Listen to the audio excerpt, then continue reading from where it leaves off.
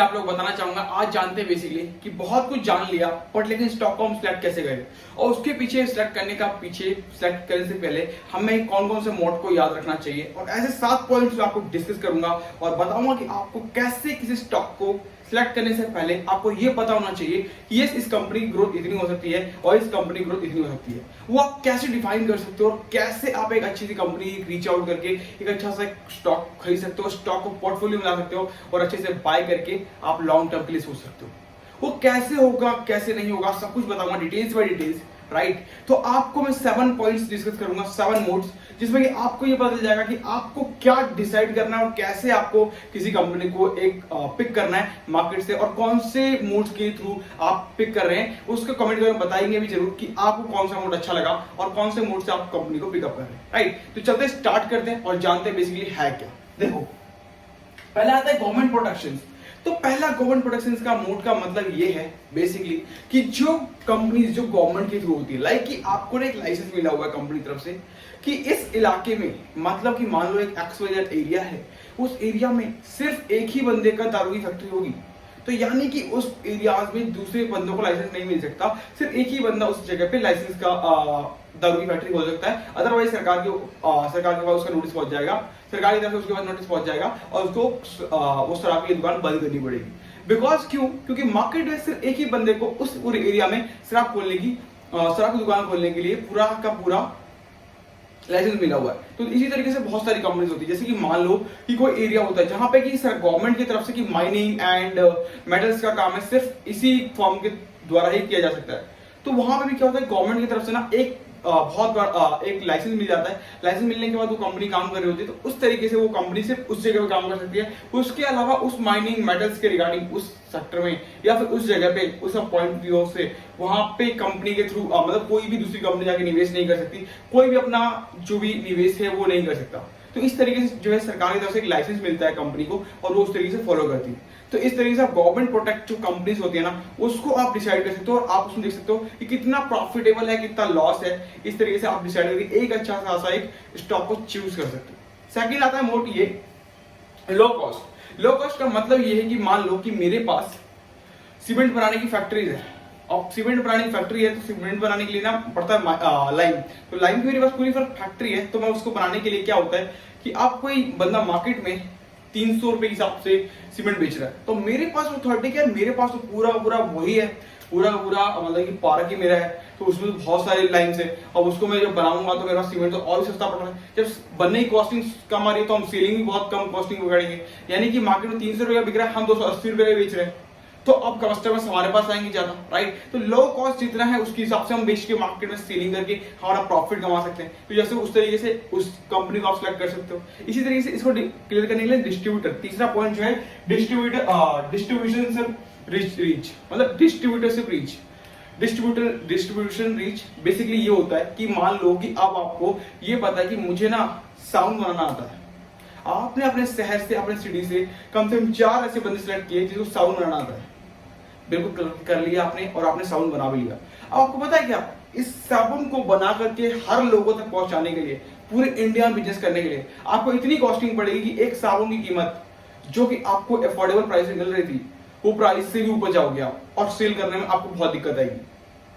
अब यार पता ही होता है जैसे हिंदुस्तान जैसी कंपनी हमेशा क्यों एक्वायर करती है छोटे छोटे फर्मों को, उसके पीछे कारण है। देखो, अब हिंदुस्तान लीवर जैसी कंपनी ना पान की दुकान से लेकर के हर एक घर तक हिंदुस्तान लीवर का माल पहुंच जाता है। मतलब एक ऐसे डिस्ट्रीब्यूटर उसके पास कि हर एक कोने कोने में हिंदुस्तान लीवर का साउंड मिलता है आपको और हिंदुस्तान लीवर अपने प्रोडक्ट को वहां तक से पहुंचा सकता है विदाउट एनी कॉस्टिंग के, जीरो कॉस्ट में अपने प्रोडक्ट को वहां तक पहुंचा सकता है। बिकॉज ऑफ दिस, क्योंकि वो मांग बढ़ेगी और लोग वहां से मांगेंगे तो डिस्ट्रीब्यूटर अपने आप ही उसका प्रोडक्ट लेगा और प्रोडक्ट लेकर के पूरे कोने कोने में फैल जाएगा, राइट। तो हिंदुस्तान लीवर जैसी कंपनी यहाँ पे आपको इसलिए इफेक्ट पड़ता है बिकॉज देखो, अगर आपने एक साउंड बनाया, साउंड बनाने की कॉस्ट भले ही कंपनी को 10 रुपए का आ रहा है बट लेकिन आपको 5 रुपए पड़ा, बट 5 रुपए की साउंड को पूरे वर्ल्ड वाइड छोड़ो, पूरे इंडिया में फैलाने के लिए आपको डिस्ट्रीब्यूटरशिप, मतलब कि हर जगह पे जाने के लिए, हर एक घर तक पहुंचाने के लिए आपको पैसा बहुत देना पड़ेगा।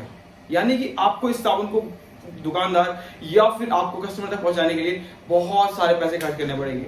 बट यही चीज अगर हिंदुस्तान लीवर के पास आती है तो इनके पास कोई भी दिक्कत नहीं। क्यों? उनके पास इतने अच्छे डिस्ट्रीब्यूटरशिप, इतना बड़ा डिस्ट्रीब्यूटरशिप है कि उन्हें पता है कि मैं अगर कोई प्रोडक्ट लॉन्च कर रहा हूं तो उस प्रोडक्ट को पहुंचाने में पूरे इंडिया में कोई दिक्कत नहीं आने वाली।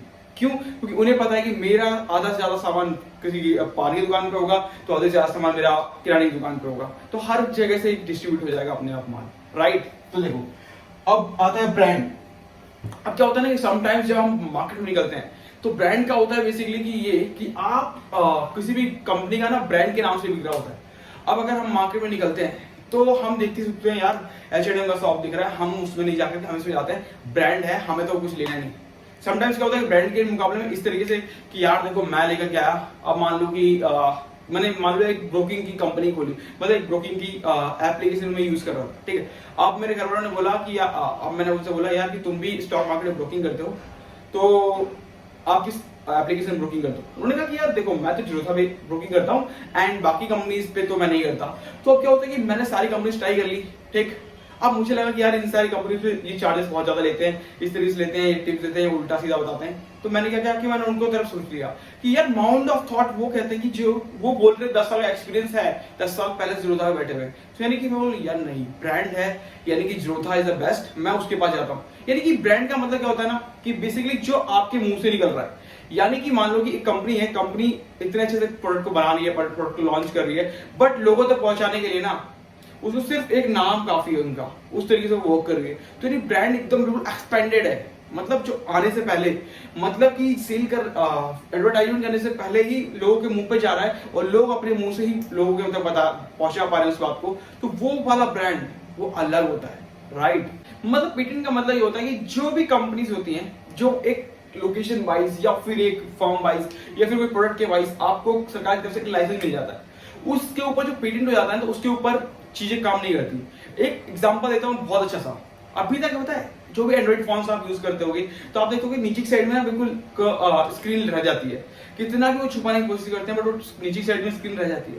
उसका बेसिक पर्पस ये है कि मार्केट में 2011 के समय पे जब आईफोन 2016 या 17 के समय पे जब आईफोन 10 आया था आईफोन की तरफ से, तो पता है आईफोन 10 ने क्या किया था, उसको पूरी स्क्रीन को कर्व करके वो पूरी से पूरा से जो नीचे वाला जो फंडा है वो पूरा क्लियर कर दिया था और वो जो नीचे वाली जो माइनिंग जाती है वो पूरा तार हटा दिया था और उसके ऊपर उन्होंने पेटेंट करा लिया था। तो आने वाले 10 से 15 साल वो कितना कुछ कर ले मार्केट में और भी कंपनीज वो उसको कंपेट नहीं कर सकती।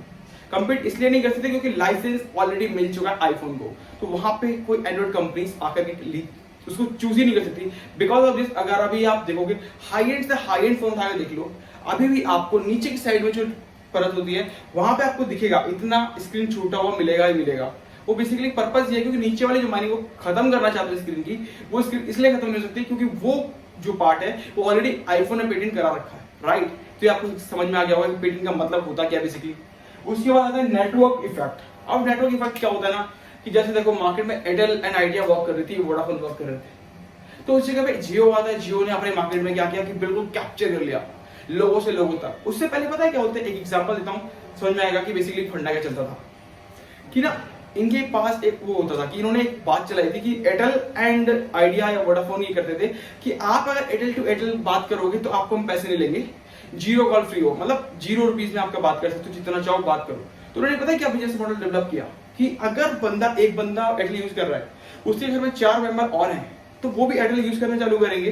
बिकॉज ऑफ दिस की मार्केट में कॉल्स फ्री हो जाएंगी, तो सोचेंगे कि एक एयरटेल की सिम की जगह पे 4 सिम और बिकने वाली है, ठीक। तो उन्होंने ये स्ट्रेटेजी को अपनाया। बट वहां पे क्या हुआ ना कि समटाइम्स बात 2019 में जैसी जियो की कमिंग, जियो जैसी आता है मार्केट में, उसने पूरा हल्का मचाया और पूरी कॉल से फ्री हो गई, ये पूरी बात ही खत्म कर दी उन्होंने। अदरवाइज ये बिजनेस प्लान अलग था, राइट। नेटवर्क इफेक्ट मतलब कि एक चीज से लोगों को ऑलरेडी पता है, मतलब एक के साथ एक ऐसा फ्री दे रहे हैं हम, बट लेकिन उस पर हमको फ्री कॉल दिला रहे थे। फ्री कॉल दिलाते दिलाते क्या होगा कि एक सिम से 2 सिम, तीसरा सिम, चौथा सिम, पांचवा सिम बटेगा। बिकॉज ऑफ दिस क्योंकि उसकी कॉल के पैसे लगेंगे और कंपनी का बिजनेस बढ़ेगा, राइट। तो इस तरीके से नेटवर्क इफेक्ट वर्क करता है पूरा। उसके बाद है switching cost. Switching cost basically same आता है, ठीक है। एंड स्विचिंग कॉस्ट पे क्या होता है ना कि आप अभी बेसिकली पहले क्या था कि जब जियो आने से पहले पोर्ट्रेट कराना बहुत मुश्किल था। मतलब एक कंपनी के साथ जो आप वर्क कर रहे हो, यानी कि एयरटेल के साथ आप वर्क कर रहे हो तो एयरटेल के साथ ही चलना पड़ेगा लॉन्ग टर्म तक, आप पोर्ट नहीं करा सकते किसी दूसरे चीज में। तो कंपनियां क्या करती थी कि यार यार कितना ही प्लान हो कितना ही महंगा हो, कंपनी तो लेगी लेगी, राइट। एंड चीजें पोर्ट्रेट तो होगा नहीं। बट वो जियो आने के बाद, जियो जस्ट थोड़ा सा पहले पोर्ट्रेट वाला सिस्टम मार्केट में लॉन्च हो जाता है, और मार्केट में अब ऐसा है कि आप एयरटेल कस्टमर तो आप जियो के कस्टमर जा सकते हो, और जियो कस्टमर तो आप एयरटेल कस्टमर आ सकते हो, तो आप कुछ भी कहीं पोर्ट करा सकते हो, राइट। तो इस तरीके से वर्क करने लगा। स्विचिंग कॉस्ट में क्या हुआ कि ये स्विचिंग कॉस्ट 0 रुपीज हो गई। अब मार्केट में अगर आप सिम जाके स्विच कराते हो तो आपसे सिर्फ उतना अमाउंट मांगते हो जितना कि आपको एक मार्केट में देना है, ओनली 200 रुपीज 100 रुपीज, जो भी आपका मतलब कि प्लान का पैसा होगा वो पैसा मांगते हैं, अदरवाइज वो आपसे पैसे ही लेते हैं। Switching cost free of cost कर दी। तो इस तरीके से चलता है, राइट। तो वीडियो अच्छी लगी तो लाइक कर लीजिए, शेयर कर लीजिए। Thank you so much guys. And आपके लिए होमवर्क है कि आप इनमें से 3 ऐसी कंपनियां बताइएगा सोच करके कि पेटेंट कौन सी है, and plus government production and low cost. ऐसी 3 कौन सी कंपनियां हैं जिसमें कि इन्वेस्टमेंट आज करें तो लॉन्ग टर्म में एक अच्छा ग्रोथ मिल सकता है। अभी अंडर वैल्यूड स्टॉक है, एंड अंडर वैल्यूड स्टॉक से अभी right now, and in the future is grow कर सकता है। हमें हमारी कम्युनिटी बन जाएगी कमेंट बॉक्स में, और लोगों को पता चल पाएगा कि लोगों के लिए और क्या सीखने को सकता है, राइट। तो वीडियो अच्छी लगी तो लाइक कर लीजिएगा, शेयर कर लीजिएगा। Thank you so much guys. Channel अभी तक चैनल को सब्सक्राइब नहीं किया है तो सब्सक्राइब करना ना भूलें। मिलते हैं नेक्स्ट वीडियो में।